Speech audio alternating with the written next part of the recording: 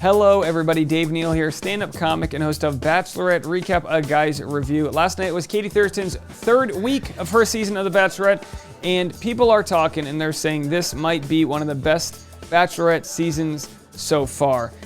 There is no shortage of great guys on the show. Sure, there's a couple duds we have to get rid of every season, that is the case, but there are some really great guys, one of which I want to highlight right now, Michael A. Katie Thurston went on a one-on-one date with Michael A. last night, and let me pull up his photo here, and we got to hear about his wife that passed away from breast cancer shortly after the birth of their child. So as a single father, just hearing about his story is quite heartbreaking.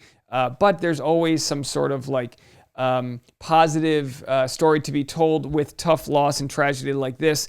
And Katie was sharing the charity that was created from his wife's passing. It is called the L4 Project, Live Life Like Laura. And it's just a heartbreaking story. It's hard enough in this world to find your person. It's hard enough to find someone who gets you to your core. And some people spend their whole life searching for that, not only on the outside, but on the inside, finding someone who gets you who you are in here. And Michael may have found that, and he had this beautiful line where he says he's blessed with the gift to find love twice. And it's a real positive way to look at a journey that could just involve so much blame at the universe. Why? Why did this even happen? Why did the good ones die young? So many questions there. And there have been a lot of articles written about his wife's legacy. We'll read one right here. Laura's legacy helps inspire others to live a life worth living after battle with cancer. Now, she thought she beat cancer and then wanted them to get a checkup, and then they found it had reemerged, and then she passed away shortly thereafter.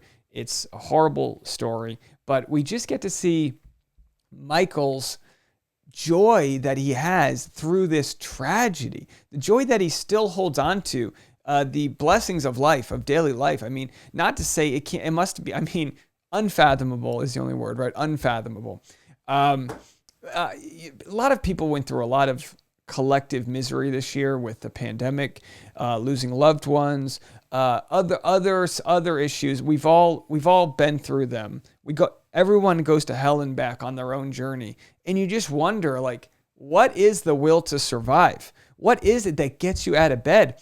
And with a story like this, it's really hard to explain because this is tragedy.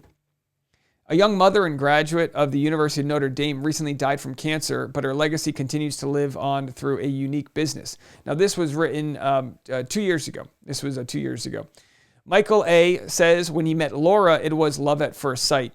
Her and I hit it off right from the get-go. He says so many memories were made there while Laura attended the University of Notre Dame and graduated with her MBA in 2009. She was the class president of Mendoza MBA School, from what I hear. Not sure if it's folklore, but she's only the second ever female in history to be president, so she was a real powerhouse. The Alios, I'm sorry if I'm pronouncing that wrong, the Alios started a family and was blessed with a baby boy, James, and life was perfect until April 2017. We found out Laura was diagnosed with stage 2 triple-negative breast cancer, and it shocked us, said Michael. Laura made it her mission to create purpose out of tragedy, so she began sharing her journey through social media. For 2 years, Laura used her platform for cancer awareness, all while balancing the struggles of being a new mom. We just live in this weird world where social media provides us this timeline where people can go and see, here she in reliving sort of that trauma where, here she is beating cancer. Here she is speaking at seminars. Here she is talking about it. Oh boy. And then it's just it's tragic. It's really tragic what's out there. What good that comes from social media, in the rare instance that there is good, is that she's still able to have a legacy even after her passing, where she shares the importance of getting screened for breast cancer, for the importance of just knowing your body and knowing how to talk about it and catching things early. Laura rang the bell that she had kicked cancer, but shortly after, the cancer had spread. By January, the cancer won. At just 33 years old, Laura died. Tough video. Here's Laura ringing the bell. 1, 2, 1, 2, 3. Yay! Ready? Ready? 1, 2,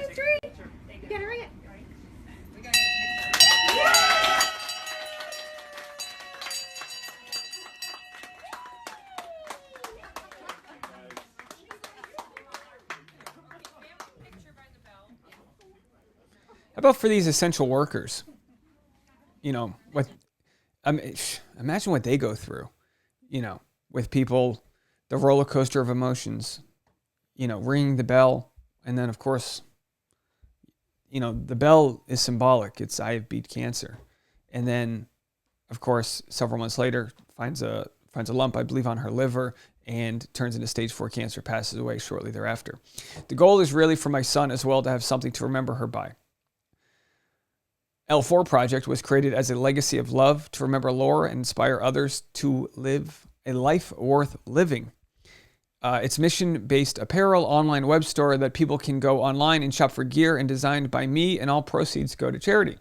The L4 Project stands for Live Life Like Laura. The idea behind it is to disarm tragedy in being the agent of change that you want to see in this world.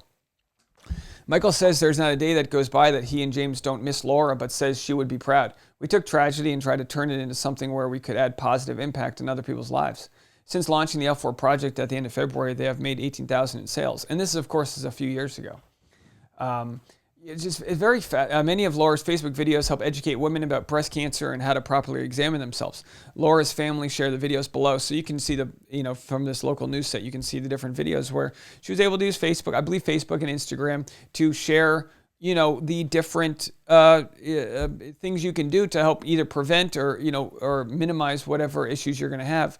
And that's just, it's noble, and I'm never short on words, but there's a deep story there. So we'll have to see what happens with Michael on this season. Now he says, I wanted to pull that quote one more time: create purpose out of tragedy.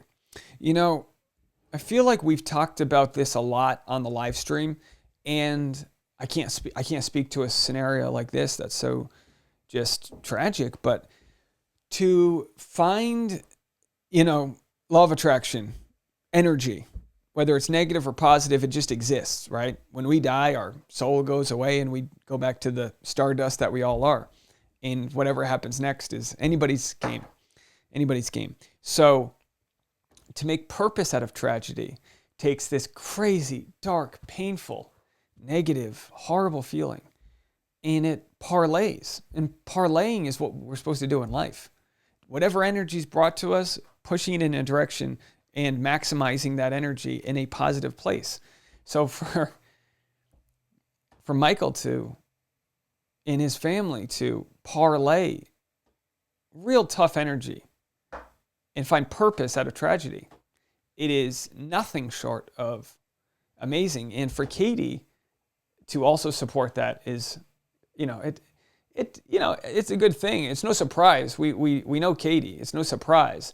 But it's still takes a very confident person to share in a story that she's come into 2 years later. It started a lot of conversation by people about mourning the loss of loved ones and scenarios like this, and everyone's got a different path. Not much else I can say about that, but I'd love to hear your comments on Michael's story. He opened up to some of the guys on the show before opening up to Katie. It's got to be a lot harder for him to open up to Katie, because it's like, how do I share my story without having that be like your sob story? How do I share my trauma without just throwing it on you? Hey, Katie, nice to meet you. My wife, died. The only person I said I loved to. How do you make that about the story and not about like emotionally dumping that? And he did a really good job. He talked to some of the guys who, of course, super supportive. You'd have to be you'd have to be off your rocker to not be supportive of this pure tragedy here. Another story we didn't hear, and this is a complete side note, I just wanted to share because I'm not going to make a separate video about it, was Hunter's story, Hunter Montgomery.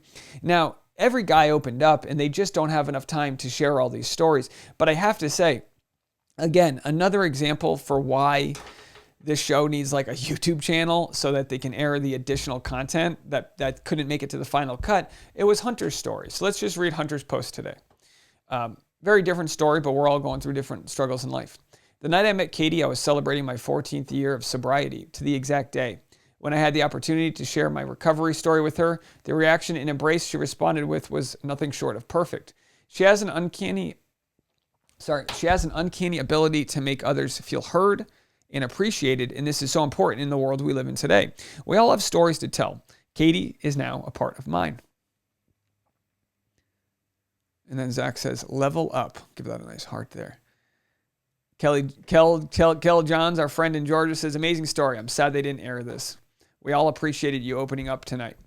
I wish they had aired the conversation, but what we saw of you in the group date was fantastic. Way to set the tone for the whole group. Oh, and then I said, congrats on 14 years. That's my lucky number. Hope 14 years of sobriety brings you a lot of luck this year. And for anyone else out there with whatever your problem may be, whatever issues, whatever tragedies you may have, just know talking about them is a huge step. And finding a community that will support you will come along with that. You know, I talked last night in the live stream about Carl, the linebacker. I'm sorry, Nassib. I might be messing up his last name. Who came out of the closet yesterday? First open football player to come out of the closet.